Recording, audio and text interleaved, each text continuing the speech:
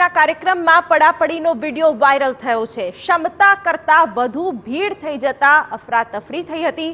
1 ઓક્ટોબરે ઇસ્કોન 4 રસ્તા નજીક કિંજલનો કાર્યક્રમ હતો અને કાર્યક્રમ બાદ કિંજલ દવેની ગરબા આયોજકોને અપીલ રૂપિયા કમાવાની લાલચે વધુ ભીડ ભેગી ન કરશો તેમ કિંજલ દવે આયોજકોને અપીલ કરી છે। ત્યારે ફેન્સને પણ તકલીફ પડી હોવાનું કિંજલ દવેએ વિડીયોમાં જણાવ્યું છે। રૂપિયા કમાવા મહેનત કરવી પડે છે, પૈસા ઝાડ પર નથી ઉગતા તેવી ટકોર પણ કરી છે।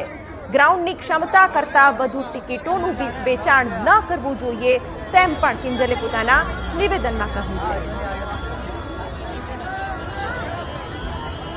સ્પેશિયલી ગરબા ઓર્ગેનાઇઝર્સને કે તમે માંગો એટલા રૂપિયા આપીને પબ્લિક એમના મનગમતા આર્ટિસ્ટમાં આવે છે અને આર્ટિસ્ટ અને એમના મ્યુઝિશિયન્સ એમના ફેન્સને એમના જે ચાહકો છે એમને રાજી કરવા માટે બહુ મહેનત કરતા હોય છે, કારણ કે એ લોકો થકી જ અમે છીએ અને મેનેજમેન્ટના લીધે કે ઓર્ગેનાઇઝર્સના મિસમેનેજમેન્ટના લીધે જ્યારે અમારા ફેન્સને તકલીફ પડે છે ત્યારે અમને પણ દુઃખ થાય છે, બિકોઝ કોઈના પણ પૈસા ઝાડ પર નથી ઉગતા ગાઈઝ।